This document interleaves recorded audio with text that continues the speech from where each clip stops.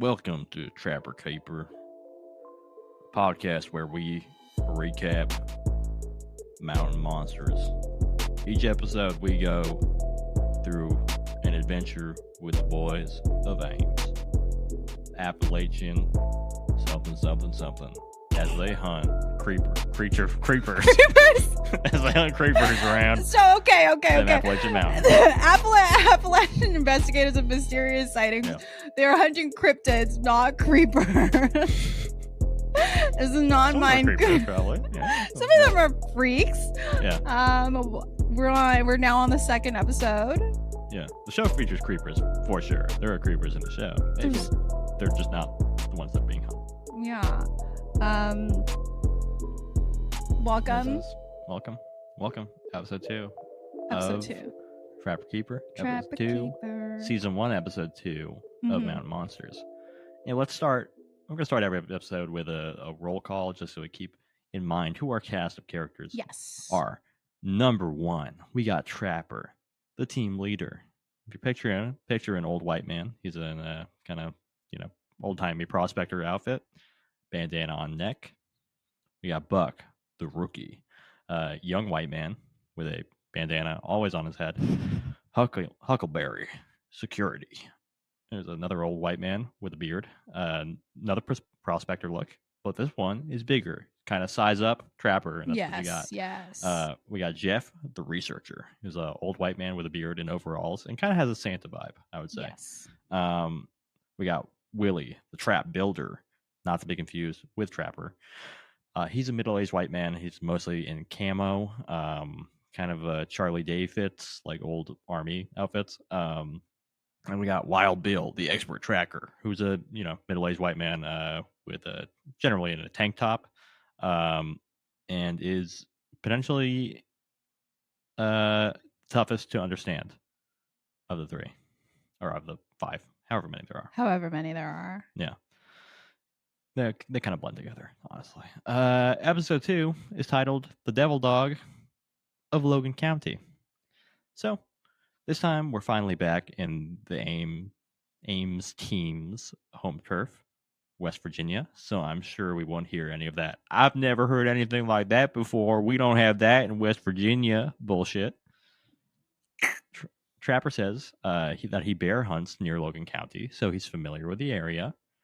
They're in Hatfield-McCoy territory, which were a feuding West Virginia families in the 1800s. I believe it was like the Civil War. There were 2 kind of like blood feud clans going on there. Mhm. One was on the north, one was on the south, and they kept kind of pew, pew, pew, bang, bang, bang, So Buck opens the driving kind of yap sesh that they love to do at the start of their episodes with a joke about how he went to school with a Hatfield and a McCoy, and he was like, I just wanted to offer him $50 and say, "Let's go, brothers. Let's restart this thing." So he wanted to reignite a very bloody family blood feud. So they're investigating reports of dead coyotes in the area, drained of blood. Some of them are missing their livers.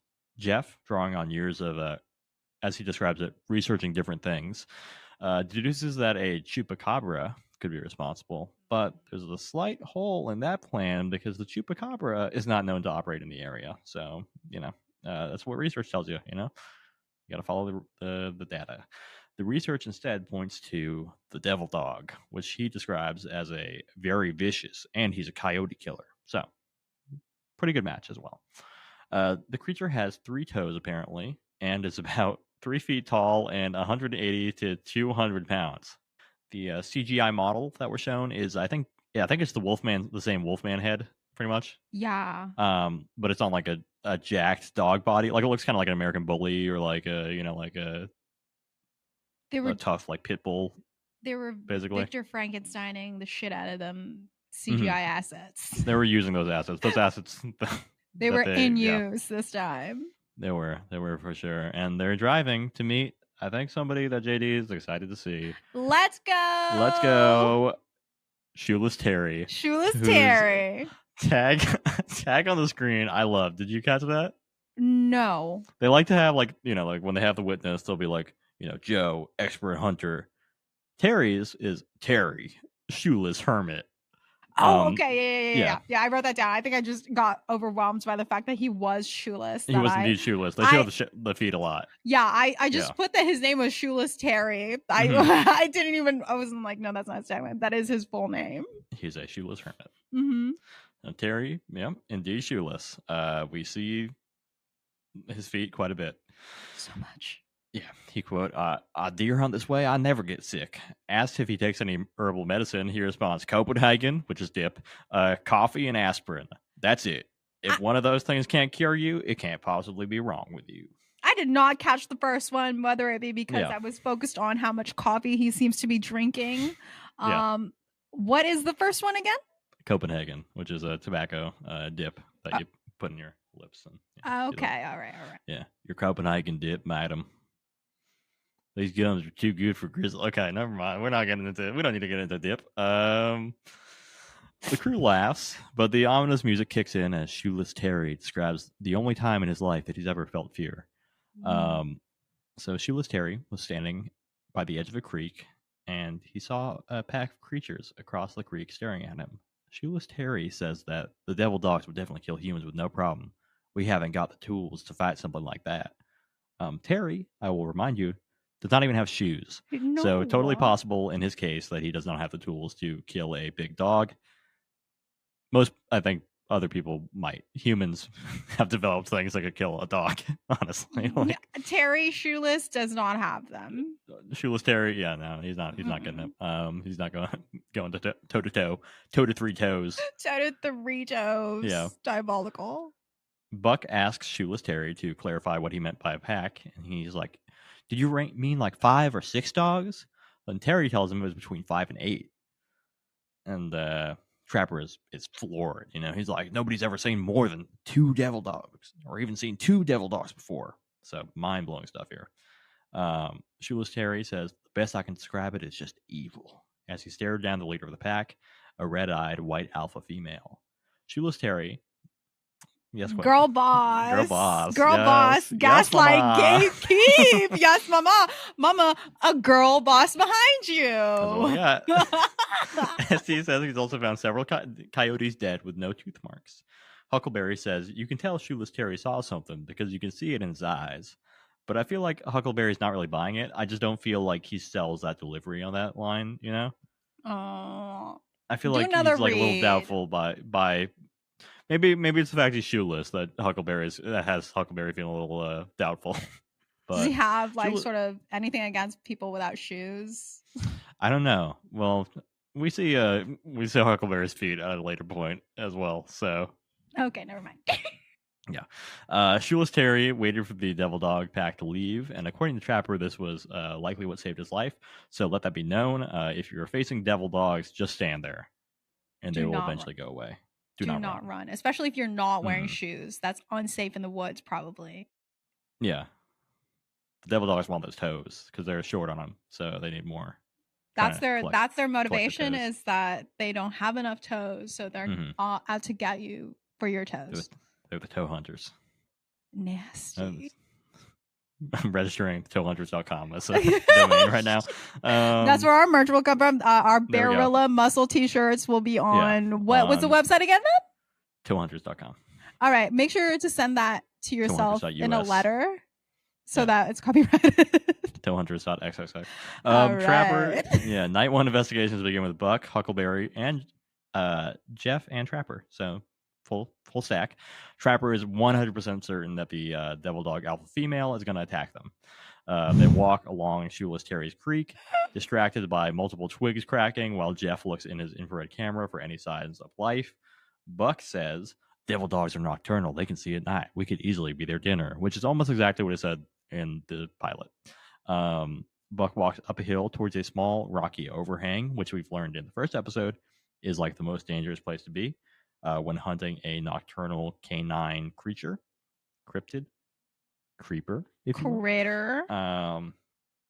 Critter is a great word. Critter is very Mountain Monsters term, I think.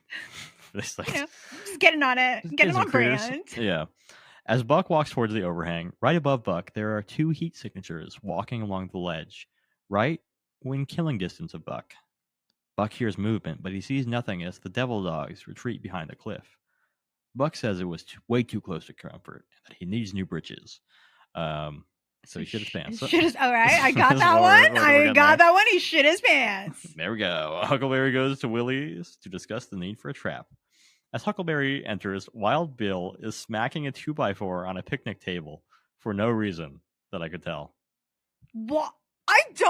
Do I black out whenever someone says something insane in the show? He's literally just holding a piece of wood and he's smacking it on there, and like Willie is down like on his knees. It's a strange scene that you walk into where you're just like, this is, what were you guys doing? What we're supposed to believe this was like. just like a typical day in the workshop. Actually, boys working in the workshop, just pounding my We're from the city. We don't know if that was like some new form of like softening the wood. I don't know. You soften meat, you hit it. He's tenderizing the wood. Do you think? Yeah.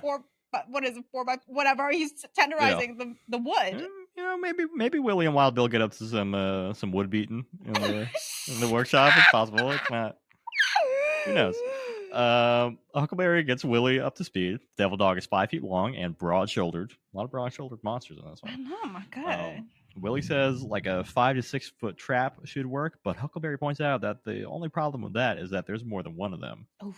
Willie asks if there's 2, and Huckleberry says between 8 and 9. So you'll notice a trend. The number, the pack size is going up every time they say the pack size. Yeah, because you know what's crazy? When I wrote it down, I had 6. I put 6 to 7, so it's now big. It growls out those devil dogs once they start breeding. They just they're rabbits. That's Wild Bill points out that that's. Whole pack's that's definitely gonna take a big old trap, and the big old colony trap, big and long, so you can hit any of it. Really goes what on God's green earth you're getting? I believe that by episode 20, you are going to get.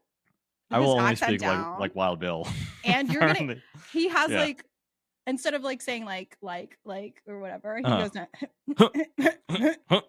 You're gonna get that. I'll develop that for sure. We're gonna be recording a random episode of the regular podcast, and I'm gonna hear that, and I'm gonna be like, "Wild Bill is in the room right now." There's some performance-enhancing drugs I think could help me get there. Oh my god! All right, okay, I do have Adderall. I will send that to you in the mail. Oh god, that's right ballpark. I think.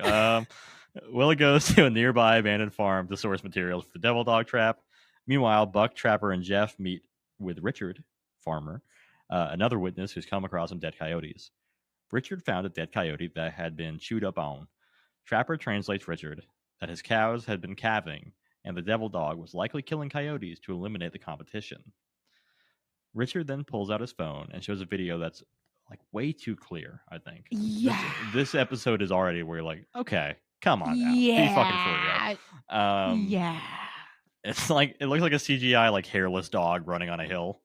Yeah. And Trapper reassures Richard that he's in more danger than his cows because devil dogs are notorious for attacking people. So don't worry about the cows. Worry about yourself. Protect your own neck. They decide to hunt for the distinct 3-toed devil tracks. Trapper pretty much immediately finds a track. We get the Squidward tentacle walking noise to confirm that there are only 3 toes. Willie finds an abandoned farm building and sets Wild Bill loose to tear the building to pieces for scraps of track. They're using that man like a weapon. He's used like a literal fucking wrecking ball. You see Wild Bill swing into they are weaponizing the farm building Wild Bill. Wild Bill is a force of nature. It's fucking. I love Wild Bill. God, what a guy. Willie finds a dead, decomposing possum and confirms that it's dead by sticking his nose into it, I would say. That's he's really up in it. Willie and Huckleberry take turns bragging about their skills with chainsaws. Did you catch this? I'm sure you did. I have a quote. Yeah. Let's see. I got a couple of quotes. Let's see if we were on the dog. Okay. We can run through. Do you have both quotes? Do you have both of them? Do you want to act? I only have one, unfortunately. Okay. Willie says that he could, quote, take the stitches out of a stray cat without hurting the fur, and then I'm guessing that you have the other one because you have Huckleberry's. The one Huckleberry says that you could. He could wipe his ass with a chainsaw if he'd stand still. Another. What? Willie shuts it down, I think, but I think this is another peak of kind of Huckleberry's inner workings, you know? The inner workings of Huckleberry. Yeah, like Huckleberry, he's very into Buck being a little teddy bear. He's into the idea of wiping a man's ass with a chainsaw. Oh God! If he's saying so, just If he's listen, yeah, I think Willie's basically like, nah, I won't do that. He's like, no, it's not gonna happen. No, he said pause. Pause. He did say pause, basically. Yeah, he said pause. Yeah. So Huckleberry. I see. I literally put wipe his ass with a chainsaw. ... Is this friendship? I'm a fella. I've got some guy friends. I've not what I'm talking about. Fellas, if your circle isn't discussing wiping asses with chainsaws, get yourself a new circle. Your network is net worth, brother. Oh my God! Gotta surround yourself with high value people who know how to control a chainsaw. Well, yeah, how to take the shit out of someone's ass with a chainsaw. Oh my God! Help me. This is the kind of show we're dealing with. Yeah, Willie shuts that down. He's like, no. But the investigators, so they go to meet Seth, Sneer Trapper. Seth has been finding dead coyotes around his property. Buck, who is, as we discussed, is kind of the questioning mind, the naysayer, the what do you call it, cynic of the group, poses the question: couldn't this be a bear or a mountain lion or bobcat that's killing the coyotes? Seth and Trapper double team him immediately. And they're like, these animals, they don't kill, it's just a kill. That's ridiculous. What are you talking about, Buck? Fucking idiot. You fucking dumbass. Why would you even say that, dog? You don't even, what the fuck do you even know, bro? Do you fucking for real. Go here, dude? Buck? What the God fuck, damn. dude? What the fuck, Buck? Seth also caught an image of a mysterious creature on a trail cam, which he pulls out of a manila envelope that he's been carrying around. The shot features more undeniable, very clear proof of 3 dogs in a night shot. They're very clearly 3 dogs. Seth then reveals that he also has a photo in color showing a dark dog ass. Buck continues to push back, asking if it's a coyote with mange. Trapper shuts this down, and he says that, devil dogs have thin hair, so it must be a devil dog. Willie explains this next trap, which again is not as complicated as the drop trap, but it's something. Tell us the name, man. Oh, the name of this one? Yeah. I don't think I got the name of this one. What they call it, like a... This one was a pack trap or something like that, right? It's a box trap. A box trap. Okay, thank you. It's a long rectangular box with a door that closes to the front and a trigger in the back that closes the door. So you walk in there, you walk to the back, and then you touch that thing in the back, and whoop, door closes. Wild Bill helps build a trap and responds to Trapper's warnings to be careful with, "I ain't afraid of Jack Healy squat," as he wings a small carpentry hammer like a baseball bat at the side of a piece of wood. He's going like it's wild. Which, he lives up to the name, Wild Bill. You stay wild. Lord. That boy stay wild. Willie's finishing touch is to cover the trap in pine limbs so that it, quote, perfectly blends into the environment. He cuts down a tree with a chainsaw. Cuts down a fucking tree. That's right. Cannot believe that he just chopped the tree down. I thought they were gonna cut away and the tree was down. No, it is a tree. It's an entire tree, guys. Yeah, Willie knows what he's doing. He takes the tree's life. But that's country living, JD. You gotta just. I thought they'd sometimes when you're trying to catch a devil dog, you gotta break a couple trees. I thought they'd pan away and pretend that he cut a tree down. I don't know. Was that like? He actually cuts a tree. So, can you just cut a tree down in the woods? Shit, I don't know. They're probably on somebody's property, or they're probably on Seth's property. Okay. Seth was like, "Go ahead and cut any tree down." Go ahead and cut that one down. I need to take it down anyway. So cut the tree down, and then we see Buck drill a twig into the side of the trap, and then we get the reveal that 80% of the trap is still perfectly visible. It's not covered at all by limbs. It's very apparent that it's a big box in the woods. Trapper shows off his own contribution to the trap, a large glass jar that he calls his a scent pad. Yeah, I was giving it my own names. What did you give it? I said Jar of Doom, Cursed Pickles, Bad Gamer Water, Hunter Water, Trapper's Secret Stuff, and Cursed Sauerkraut. Yeah, it's all pretty bad. It's a mixture primarily of coyote blood and glands. The glands are sourced from the coyote's rectum, so it's a coyote ass fermented jar with also, he said, like squirrel blood and just bits of like roadkill and shit. Do you think he's like the fourth witch in that in fucking Macbeth? Like Rome was like over a cauldron on some bubble toilet trouble type yeah. shit. What is it? Bubble type beat? Yeah, for sure. Yeah. How did he know that this would work? Is that just like is okay. Once again, City Boy. Is this just a concoction that exists? You know, this is, again, I'm another city boy. I can't speak definitively as to whether in Appalachia it's normal to just collect coyote ass juice in jars. You know, I get the thinking that like a predator would be drawn to the smell. Yeah, I get like the pheromones hormone thingy. Yeah, just like the meat smell, because it's definitely, you know, that's a juicy smell for sure. Wild Bill sticks his whole nose in the jar, and then he's like, "Look, take a hit," which I think is pretty revealing language from Wild Bill. I think he's definitely, you know, known to huff. Buck refuses, but then Trapper insists that Buck move the contents of the big jar into a smaller jar, which, you know, we see, this is where we get another kind of jackass moment of like Buck basically trying not to throw up as he transfers coyote ass juice between jars. Yeah. Do we think that was a real jar of stuff? It looked pretty fucking nasty. I mean, look, whatever it is. Because Buck his reaction was, you know, like, it smelled crazy there. Sorry about that. ASMR, bad ASMR. But he was really like, it's a visceral, like, garp.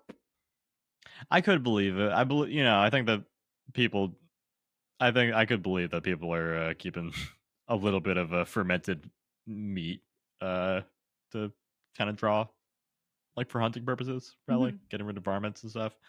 So, you know, I could believe it's a stinky jar. I can believe it smelled crazy. That's not the answer I wanted. I mean, it looked pretty fucking nasty. It looks so nasty. Yeah. I mean, you know, maybe Buck's just the best actor of all of them. I don't think so, though. Daytime Emmy, let's go. Daytime Emmy for our boy. Let's go. Short King Buck. Trap is set and baited. Wild Bill spells out the plan. Once that sun goes down, we're going to see if we can have one more, maybe 8 or 10 of them pack of devil dogs in that cage. So it's gone up again. I'm talking 8 to 10. The night of the final hunt commences. The strategy, I feel like my Wild Bill is kind of an Elvis. You know what? Maybe. Kind of you know, I think it's still good though. What if? I'll work on it. I'll nail it. What if the Wild Bill is just Elvis in like a different, like the Elvis accent in a different body? Like we're just like, yeah, that's right. Like it's a reincarnated Elvis. Yeah. That remained in the hills of Appalachia. Yeah. No, that's possible. You can say that. It's the king for sure. So the strategy seems basically the same as the Wolfman hunt. They're going to flush the devil dogs towards the trap. Buck remains doubtful that there are any devil dogs, but he keeps his doubts to the talking head segments this time, rather than share with the group and get totally owned by everyone else. Trapper says the devil dogs get bolder with numbers, so that they're probably in greater danger than ever before. Wild Bill finds a track. Willie finds what they say is a long white hair, but it's like that, you know, night infrared footage, so it's pretty much impossible to tell what color it is. They hear a noise up the hill and turn the thermal camera up the slope. They realize coyotes are on the move, and Buck has to do his coyote call to further rile up the devil dogs. They hear another very clear howl in response, and Buck says, "I can't even begin to explain the noises that I hear coming up the holler." It's a howl. It's like a very classic sound. You know, it's like a stock sound almost. Wilhelm howl. We might accuse of that. Trapper and Wild Bill find a fresh 3-toed track and realize it must be close. Trapper says the track is bigger than a bear's. Wild Bill says it's probably 200 pounds, which is smaller than a bear, I would say. They call Buck over to kill Buck's doubt. They're really going to like rub his nose in it. Suddenly they hear another sound, which they say is the sound of coyotes being killed by devil dogs. And then silence.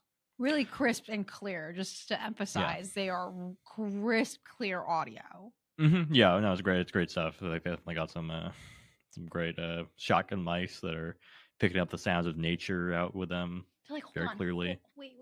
Just move the mic up just a little bit. If you tear into it just a little bit, like under here. Yeah. Thank you so much. Very impressive Foley work from the Devil Dogs.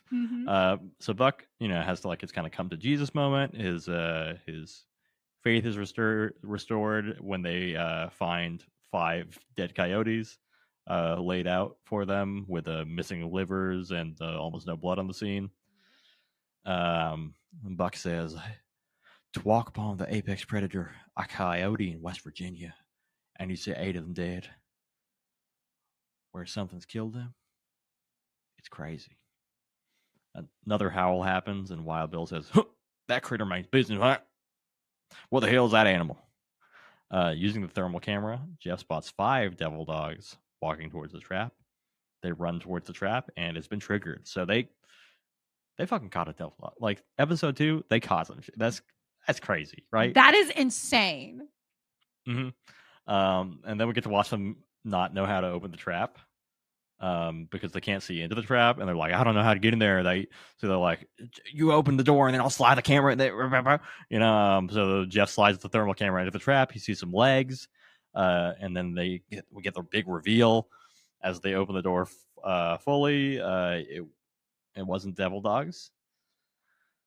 Shockingly, it was 3, as they describe them, wild dogs. Please don't take this out of context. The direct quote from Trapper. I'm not going to say it. I don't feel comfortable saying. Oh, I think I know exactly what you're going to say because I wrote that down and I was like, I will not say this out loud. Yeah, I can't say that out loud. Yeah. It features sons of bitches and some language stuff that could be read as racially charged in another context. Yeah, because we'll be steering clear of that. I quoted it and I say, I know what you want to say. Yeah.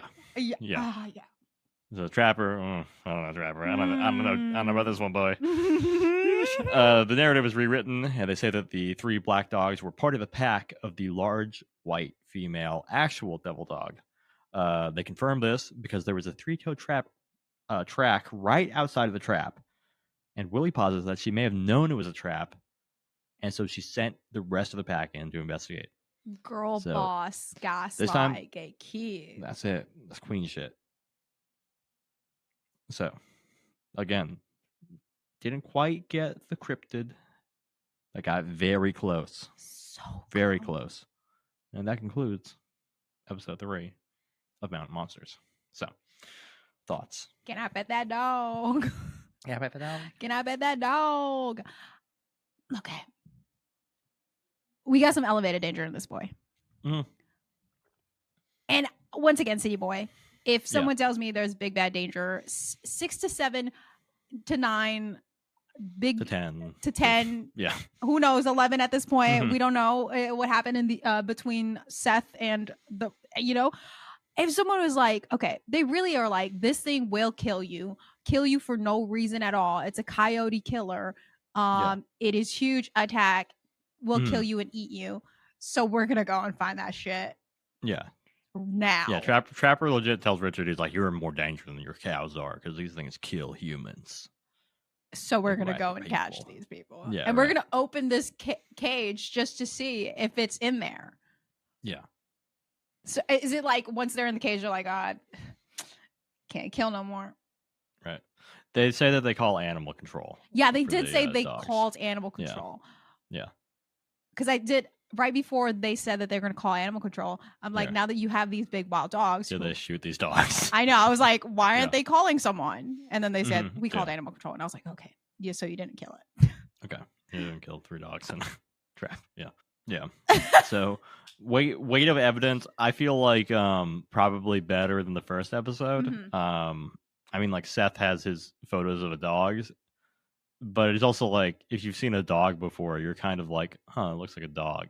Yeah. The thing I wrote about the evidence is like, you know how once again in like the first episode, like the evidence was so like if Jeff said that it would do this thing in the evidence, it would be reflecting. Right. It would be like, oh yeah, they go on the hind legs and they stand like this, and then you'd see in one of the photos, one of them in the back is on their hind legs, one of them is real close to the camera so you can see how big they are, and one of them is in the center. And I was like, perfect.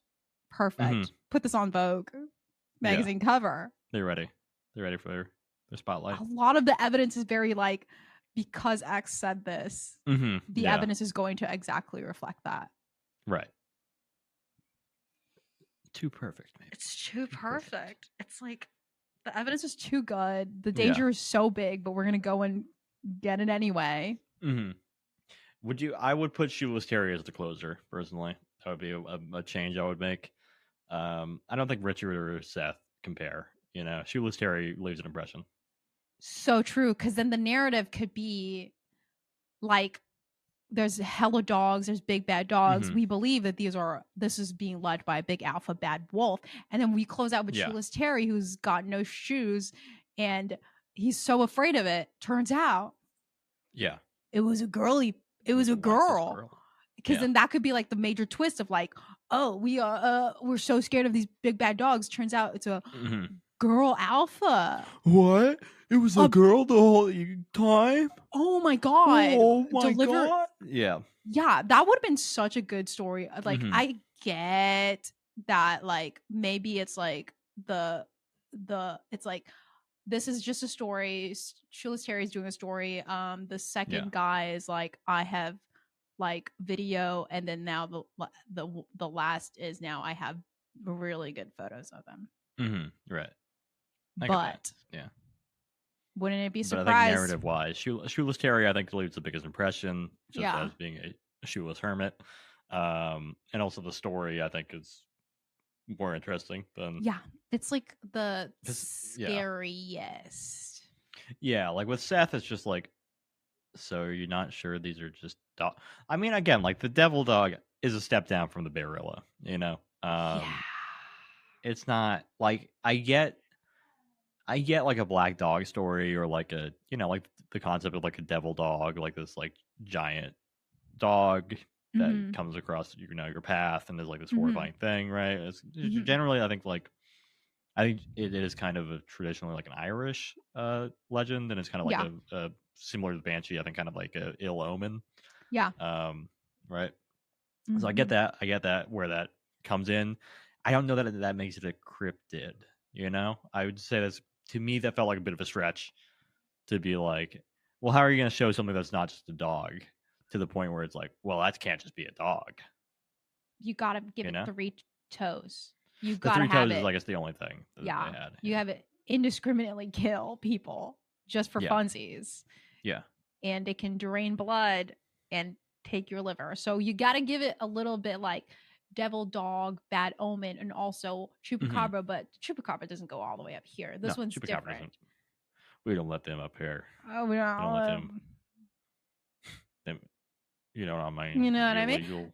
Cryptids going up here. I don't think so. Yeah. There's also, to me, tomato, the coyote situation. Yeah.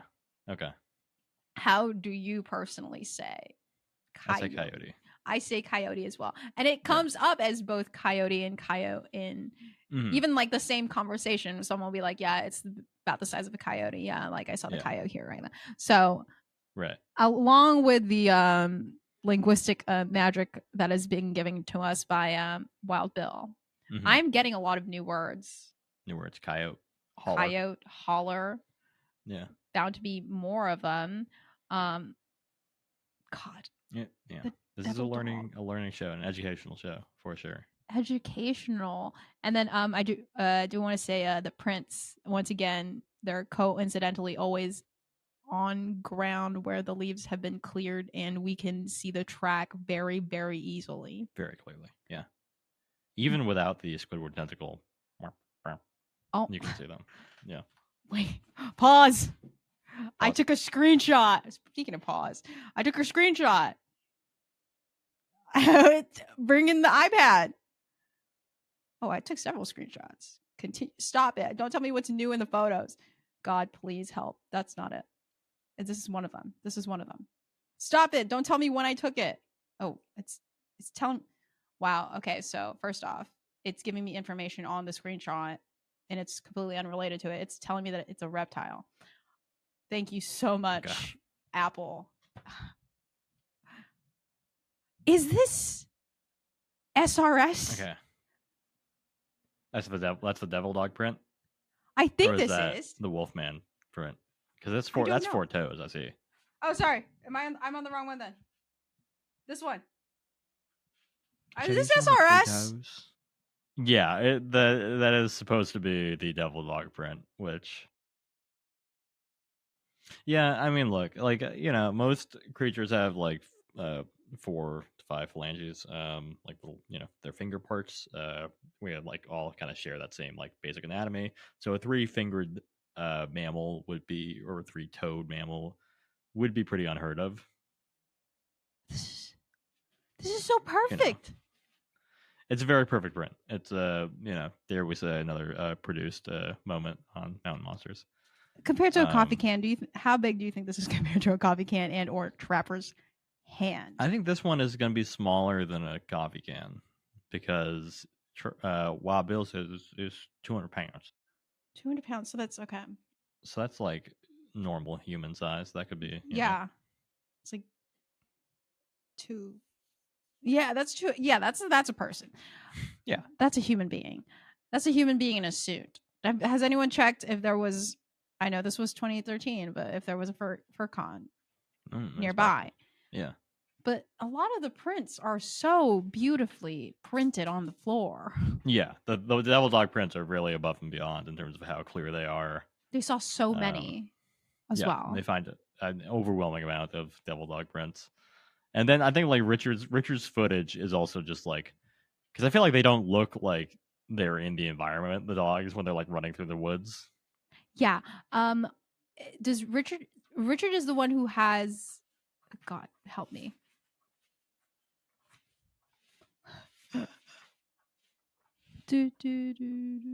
Oh no, not wrong episode, JD. Wrong episode. Okay, yeah. Once again,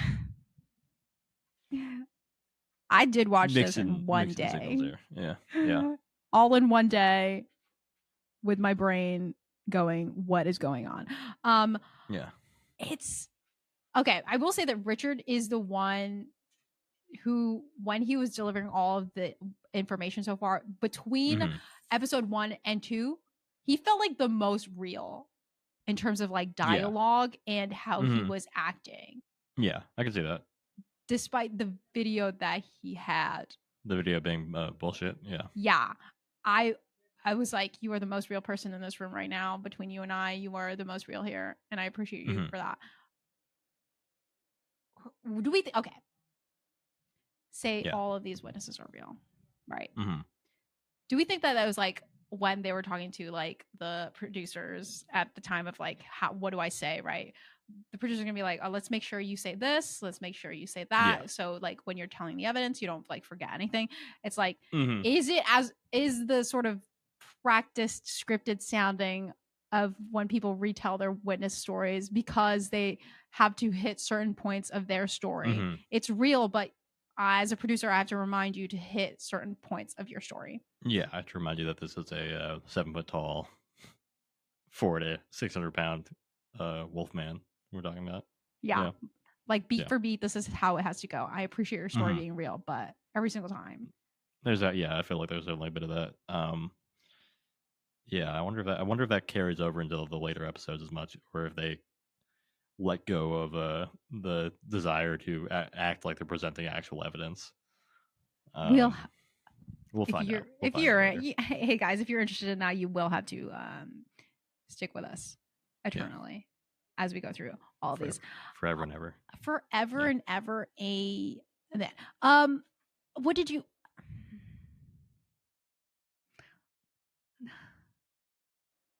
This one had me really.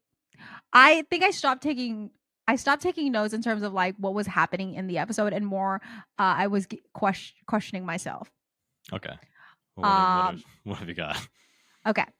So Why is the goal always to catch it? I know we already said that in the first one, but why is the goal always to catch it and kill it and show it off like a trophy? Yeah. And then I was like, is they're this hunters how and trackers. thylacines got eradicated? Yeah, probably. And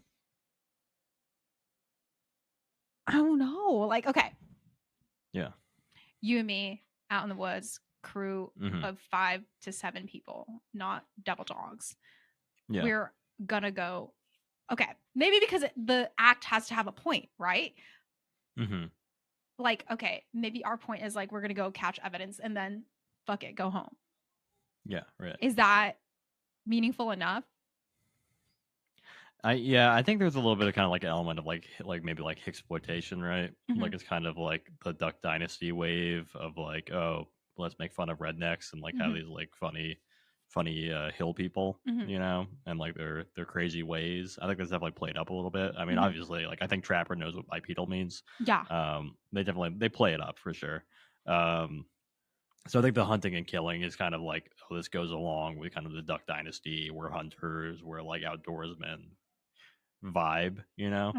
And it's like, it's like somebody was like, okay, what sets us different? What makes us more redneck, more hick? Than like finding Bigfoot. It's like we'd kill it. That's our hook. If we find these things, we'll kill them. Yeah, I think that might be it. Okay, so then that's my theory. Yeah, that is a good one because like I don't know what was happening during this time. What did I put? We had in terms of Destination America, Mountain Monsters around the time was like the one, but then Finding Bigfoot was also around during that time, like 2011. Yeah. So they already had 2 years ahead of them. And we had like Monster Quest and all of these things. Maybe that is what sets them apart during that time, right? Yeah. Is that Duck Dynasty started in 2012. Yeah, so that's like just like fresh off the mind.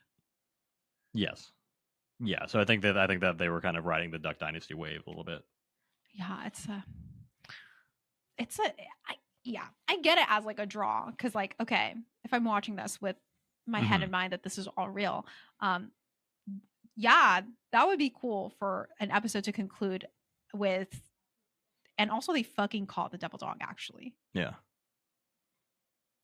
And like, they fucking killed it. And they fucking killed it because like in the right sense, like, yeah, cool, now this thing is no longer killing indiscriminately and not girl bossing around the woods to eat all the coyotes, but also like, we just proved that this is real. They drove around with it on the hood of their Ford F-150. Ford truck. But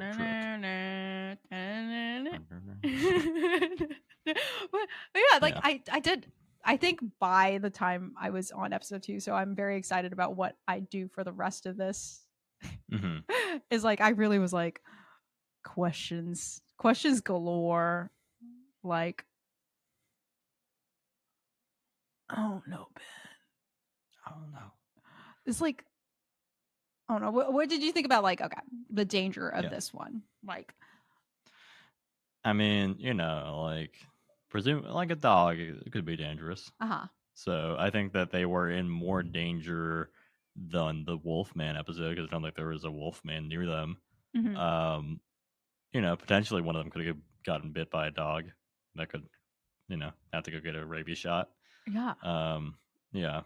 Do I think like the devil dog thing? I don't think it was a devil dog, but again, like I still fall back on like a devil dog is not the best cryptid. As like episode 2, you're gonna go to like devil dog. You already ran out.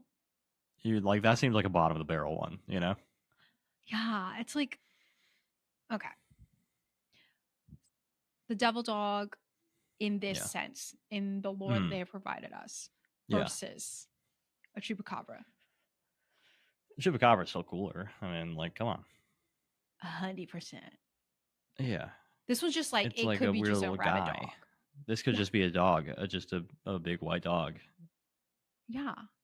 Yeah, it's not that impressive, you know?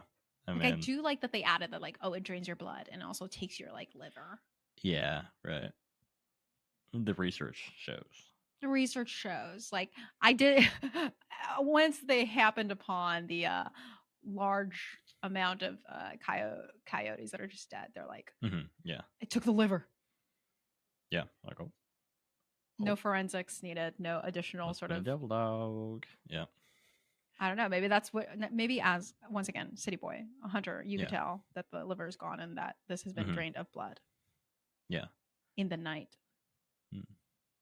They're not wearing like night vision goggles or cameras, right? They wear headlamps, I think, right? Headlamps. That's it. Yeah, I think so. Here's a potentially closing question for you. Do you think that Trapper took the rectums out of those dead coyotes? I mean, listen. To his jar. Yeah, like waste not. Exactly. Yeah. Right? So, he probably okay. Let's say these are the real dogs. These are real coyotes. And you are like a hunter person, right? And you like are someone who sees like, here's a thing that we could like do, like let's not waste this thing because then I need my cursed sort of sauerkraut ready, but also like I don't want this to go to waste by just like there's a bunch of them. Like I'm not going to go out and kill coyotes in order to source this thing, mayhaps. They're right here. Why they're right here. I'm be like, hey, producers, hold on. I'm like, I know we're not. This is outside of call time, so this is Trapper time, and Trapper time means I'm gonna go and harvest. I can do what I want. I can do whatever I want, right? The call sheet is done. Yeah. Yeah. So maybe this is how Trapper gets them. Maybe that's why he knows so much. He's so intimate with the concept of the devil dog, is because he cleans after the devil dog's duty. Yeah, he's like a scavenger for devil dogs. Okay. I know that seemed like it was the closing question, but I do want to ask about this thing. The strategies of filming in this episode. Okay. We have seen them in the first one as well, but I feel like they're really heightened in this one, which is like the constant moving guerrilla type filming of like you don't ever get to it's like the strategy of like a fight scene, right? The camera follows it's never like a static thing, so you don't overthink about like the angle, and then filming in black and white because it's night vision camera. It's nighttime. Yeah, right. I feel like it has okay, let me just pretend that this is not real. I think that the strategy of doing night vision and also really moving around a lot hides a lot of bad SFX and not cool, not like things. Because like we don't look at the dead bodies of the coyotes like for longer than like like a second, but also like I'm not going to see the blood and like maybe think too much about it being fake because it's in black and white. Right. Yeah. Yeah, I feel like some of the coyote footage, I was like, is that the same footage that they used earlier in the episode too? But they're like black and white. Yeah. I think it probably was. What are your thoughts on the usage of that as a way to make things a little bit realer? No, I think overall it's a good strategy. I think like I mean like this is a show where you're kind of making a bit of a nothing burger. Like you have to make not finding a cryptid seem interesting on camera. Yeah. And so, I think that, like, you're right, like, kind of the action shots and the, like, guerrilla filmmaking aspect of it, where you can have these, like, these gentlemen running around somebody's property and make it seem like they're, like, in dire danger, or at least, like, something is happening, and they're not just dicking around in the woods. Yeah. The Blair Witch found footage style filming. Effect. Yeah. I feel like we could also be taking notes for when we inevitably, can I speak? Inevitably go forth and make woods. Get in those woods and shoot our pilot pilot episode. Yeah, there we go. Let's do it. Let's do it. Let's take some fucking notes. We have to remember our gear and our hats. Yeah, we're GoProing for sure. We're GoProing. We are carrying mics. Maybe do people use like the Kinect Xbox camera outside? Oh yeah, I don't know. I think that's just like a ghost hunting thing. But we could be the first ones to bring it out there. We are going to find the Outdoors ghosts. Outdoor ghosts. We're gonna find the Kentucky Wolfman. We're gonna fucking find the Devil Dog. We're gonna find it all, and we're gonna be the pioneers of Outdoor Connect. Outdoor Connect. Yeah. Outdoor. Dancing man. What's on This that tree? What's on that tree? This episode was produced by me, Ben and JD. Music provided by Yager Frank. And we'll be back with more mountain monsters on the next one, episode 3, the Grassman. Grass.